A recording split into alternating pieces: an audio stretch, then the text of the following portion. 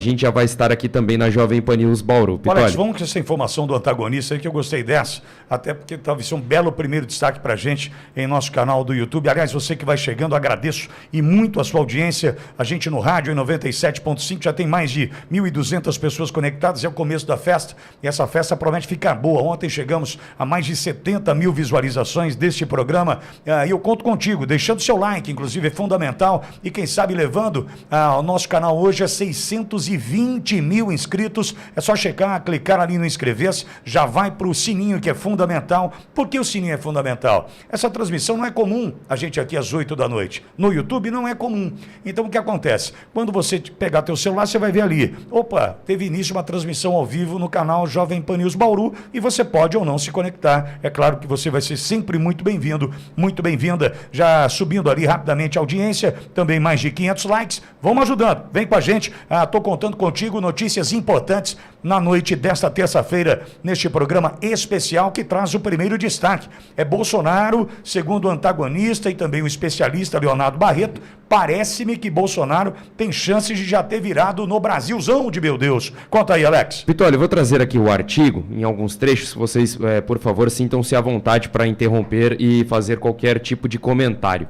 O artigo começa da seguinte forma, Vitória: as empresas nacionais de pesquisa convergiram recentemente para um cenário de empate técnico, com uma ligeira vantagem de Lula sobre Jair Bolsonaro, 52-48 é o que ele coloca aqui no artigo. O verbo convergiram é bom, desculpa, já que você me deu essa liberdade. Claro. Convergiram é bom esse verbo, as empresas convergiram, porque todas apontaram queda de 1% do Lula, a subida de 1% do Bolsonaro, parece que eles combinaram de fato, né? Nesse cartel que o CAD não pôde apurar em função da decisão do Alexandre de Moraes, convergiram é um bom verbo. Fala, Alex. Pitoli, ele segue aqui dizendo: é sabido, no entanto, que houve muita dificuldade de captar o voto bolsonarista no primeiro turno e o mesmo fenômeno pode se repetir no próximo domingo, de acordo com o Leonardo Barreto. O levantamento feito pela Vector Research, a empresa de risco político localizada em Brasília, listou as últimas pesquisas estaduais com perguntas para presidente em 15 estados. Os dados sugerem que Lula e Bolsonaro estão mais próximos do que o registrado nas pesquisas nacionais, com possibilidade de o atual presidente já estar na frente. Na média ponderada, considerando o peso de cada estado sobre o total de votos, Bolsonaro cresceu 10 vezes mais do que Lula, 7,81 para o Bolsonaro contra 0,78 do Lula, dando força à hipótese de que o estoque de votos petistas chegou perto do limite no primeiro turno. O critério para a escolha do estudo é sempre o último relatório divulgado, sem discriminação de autor. E ele ainda coloca aqui no artigo o seguinte, Pitoli: a questão, no entanto, o crescimento é o suficiente para uma virada? Os resultados dos estados com pesquisa disponível foram agregados aos dos estados sem pesquisa. Nesse caso, repetimos a votação do primeiro turno na simulação. O placar passou a ser de 49,05 contra 49, um empate absoluto. Lembrando que nos 12 estados restantes onde não há pesquisa disponível, Bolsonaro e Lula venceram em 6 cada um. O modelo acima tem limites óbvios, mas não é de todo inútil, pois indica uma valência muito positiva para Bolsonaro no quesito de transferência de votos. Essa situação reforça o diagnóstico de que a abstenção pode ter um papel central no resultado, algo que nunca foi considerado como variável importante em todas as eleições realizadas desde 1989. Ou seja, o eleitorado que quiser mais, o mais mobilizado, com maior comparecimento, é o que deve ganhar a eleição. Então, o artigo feito pelo Leonardo Barreto, Pitoli, que a gente traz aqui para o ouvinte da Jovem Pan News Bauru, e ele traz também a questão da evolução dos candidatos de acordo com cada pesquisa, Pitoli. Tem aqui alguns estados, eu vou trazer os principais, Pitoli, que mostra aí, no caso, o Leonardo Barreto, que são os pontos percentuais adicionais ao resultado obtido no primeiro turno. Então, a comparação do primeiro para o segundo turno, esses pontos a mais. No caso, por exemplo, em Alagoas, o Lula ele sobe 4,5% contra 2,95% do Bolsonaro. Só que na Bahia, por exemplo, o Bolsonaro tem 4,79%, enquanto o Lula sobe 1,17%. Isso então de acordo com a pesquisa foi melhor o ACM ter Atlas. ficado calado, então, posso imaginar. Pode ser que sim, Pitoli. Em Minas Gerais, por exemplo, de acordo com a pesquisa da Modal Mais, o Lula tem uma queda de 1,79%, enquanto o Bolsonaro tem uma ascensão de 9,9, de acordo com essa pesquisa da Modal Mais que está neste levantamento feito pelo Leonardo Barreto. Você lembra daquela matéria que você trouxe ontem, que eu falei para vocês, estão tentando desarmonizar a relação do Bolsonaro com o Zema, que a matéria, muito filha da mãe falando, não, Bolsonaro se irritou com o Zema, porque ele não trouxe o número de prefeitos necessários para a reunião. Lembra disso, Alex? Sim. O cara pega e sobe 9% percentual do Bolsonaro em Minas. Leva 600 e não sei quantos prefeitos para uma reunião. E o Bolsonaro vai se irritar com o Zema. Matéria plantada de quem quer trazer a desarmonia para a relação dos dois. E, por exemplo, Pitori, em São Paulo, de acordo com o Instituto Paraná, melhor dizendo, o Lula, por exemplo, tem um acréscimo de 1,51% e o Bolsonaro de 9,89%. Isso na pesquisa que foi divulgada no dia 21, né, na semana passada. Desmonta o IPEC de hoje, que dá 47 a quanto em São Paulo? Você vai trazer? Dá 47 a 44. A gente vai falar sobre isso daqui a pouco. Eu vou dizer para você, eu queria saber o quanto custou, sabia? Não há pesquisa. Eles se venderem desse jeito, né? Meu Deus do céu. Pois não, Alex? Não, Pitoli, então, esses são os principais estados, de acordo com este levantamento, esse artigo escrito pelo Leonardo Barreto. O Leonardo Barreto, que ele é doutor em ciência política e diretor também da Vector Research, que fez, no caso, este levantamento apontando para já uma possível virada do Bolsonaro neste segundo turno, viu, Pitoli? Bom, quero te ouvir. Bogo, também nosso querido doutor Olavo Pellegrina Júnior, já conectado conosco, e Cláudio Coffani por aqui, nossos comentaristas. A gente está esperando também a chegada do Coronel Tadeu, que vai conversar conosco. Coronel Tadeu, e nós ainda hoje às 9h teremos uma entrevista com a jornalista e escritora a Elisa Robson. A Elisa, que inclusive escreveu um livro e esteve com o Hugo Carvajal. El Polo, o cara narcotraficante, extraditado para os Estados Unidos, contando a sua relação com políticos do Brasil, da Argentina, da Venezuela e da Espanha. Acho que a Elisa vai poder passar direito, mas me parece que ele está na Espanha e para ser extraditado, para sair uma matéria agora, dia 21/10, que a Justiça Espanhola concorda em extraditar ainda não foi o Carvajal, mas aí a colega acho que vai poder explicar melhor para a gente. Perfeito. Bogo, eu quero te ouvir sobre esse resultado ou sobre esse alerta trazido pelo Leonardo Barreto, do antagonista, e dessa crescida do Bolsonaro em percentuais expressivos em estados decisivos. Alex falou, Bahia, Alagoas tem 2,5 milhões de votos, é certo que nada é desprezível, pelo amor de Deus, não é isso que eu estou tratando. Entretanto, nós sabemos que o foco está canalizado no Sudeste e Bahia, os maiores colégios eleitorais do Brasil.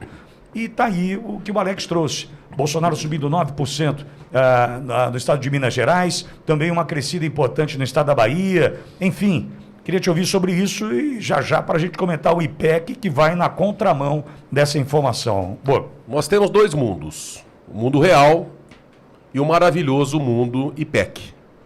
No mundo real, é evidente o crescimento da campanha do Bolsonaro. Isso aí, nós vimos tanto pelas manifestações espontâneas da população em redes sociais, nas ruas, como também pela proporcionalidade que é contrária, né, dos ataques da imprensa, do consórcio de imprensa. Não podemos generalizar a imprensa. O consórcio, aquela turminha da esgotosfera que se juntou ali com tendências políticas e interesses econômicos e financeiros. E parte também ali do judiciário, que faz ali um bloqueio, um ataque violento à campanha de um candidato, nunca visto na história desse país, jamais imaginado um ataque tão forte. Então, nesse mundo, do maravilhoso mundo IPEC, tem ali uma diferença muito grande. Eu acredito até, Pitoli, vou ser sincero, eu acho que alguém ali no IPEC ouviu, olha, está se aproximando, tem empate técnico, eles correram lá e colocaram lá um estagiário, não sei, olha, em São Paulo empate técnico, não, o empate técnico é com Lula e o Bolsonaro. Acho que trocaram as bolas ali, tanto é que o Alex daqui a pouco vai passar para a gente essa pesquisa em relação ao que é o estado de São Paulo. Mas é visível. Eu tenho para mim, não tenho dúvidas, isso aí é uma constatação que eu faço, é subjetiva, é minha. pelo que eu acompanho pela imprensa, pelas redes sociais, que o presidente Bolsonaro já está muito acima. Para a gente hoje de manhã nós falamos sobre isso, o crescimento em São Paulo, no Rio de Janeiro e em Minas Gerais. Em se tratando dos maiores colégios eleitorais do Brasil, uma diferença enorme pelo que nós tratamos hoje de manhã, é perceptível a virada. Olavo, o mundo real e o mundo do IPEC são mundos distintos? São vários fatores, né? Mas bastante interessantes. Eu vou aí na linha do que o Borgo falou. Um dos fatores é essa questão relevante que, embora enlameados, os institutos de pesquisa não querem se afundar na totalidade, né? Então agora, na última semana, começa a fazer o ajuste fino, né? Vamos botar um empate técnico aí para não rolar uma vergonha, né? Você lembra, Pitoli, do UHF, cara, que ficava em cima da TV? Opa, sintonia fina, então, tinha. Sintonia fina é coisa de UHF. O Borgo é mais novo, não é? Mas eu sou do tempo do Bombril na antena de TV, viu, doutor? Na antena. Essa sintonia fina que a gente fazia antigamente no UHF, né? Então começa um ajuste para não passar a vergonha ou a venalidade, há que se descobrir, do que aconteceu no primeiro turno. Esse é um ajuste importante. Mas, por outro lado, nós temos alguns fatores políticos também com uma relevância gigante. Deixa o Lula falar. Então, quando o Lula começa a dizer, começa a falar, começa a se expressar, rola uma frase contundente contra a livre manifestação do pensamento, rola uma fala homofóbica, rola uma fala que diminui as mulheres. É só deixar ele falar. Esse é um fator importantíssimo. E o Lula fez isso muito. Não conseguiram policiar o homem, né? Então ele falou e colocou e fez. E não são, vamos dizer assim, são atos falhos, né? Se pensássemos numa defesa, atos falhos, ele estava ali e escapou, né? Na verdade, não. Quando a gente fala, a fala ela vem direto dos nossos pensamentos, né? Então não há como dissociar essas falas espontâneas que revelam uma personalidade. Não tem como colocar isso. Por outro lado, eu vou insistir, eu sei que já falei desse ponto, no primeiro debate desse segundo turno. Primeiro debate, Jair Bolsonaro foi performático, não só nas respostas, mas na condução, na forma de se colocar, não deixou que Lula o intimidasse. Tá certo, um cara com mais experiência política, sem dúvida, né? Mas também, por outro lado, com um passado também que o condena, né? Então esse reflexo político, o reflexo das empresas, pode revelar esse aproximar, não é ajuste não, hein? Aproximar da realidade, aproximar o resultado das pesquisas à realidade que nós vemos nas ruas, que nós vemos no dia a dia. E o grande resultado de pesquisa acontece aí nas urnas. Cláudio Cofani, Lula aparentemente tem problemas, a não ser no estado de Alagoas, com 2,5 milhões de eleitores. Entretanto, Bolsonaro sobe em São Paulo, sobe em Minas e sobe na Bahia. O foco está correto nessa última semana? Manter o olho no Sudeste e também no estado da Bahia, no Nordeste, o principal ou maior colégio eleitoral dessa região? Uma das coisas que todo profissional da área eleitoral, e principalmente profissional de comunicação, deve ter avaliado, e a gente fez isso aqui nessa bancada, é que o Brasil está dividido entre aqueles que assistem TV aberta e aqueles que têm acesso à internet e às mídias sociais. E as pessoas da TV aberta passaram 3 anos e 10 meses sob intenso ataque e lavagem cerebral promovida pelos canais de TV aberta, que recebiam 1 bilhão e 100 milhões por ano do Lula, 2 bilhões e 250 milhões por ano da Dilma e caiu para 60 milhões do Bolsonaro e vivem síndrome de abstinência de dinheiro, porque uma parte da história da mídia brasileira vive de corrupção.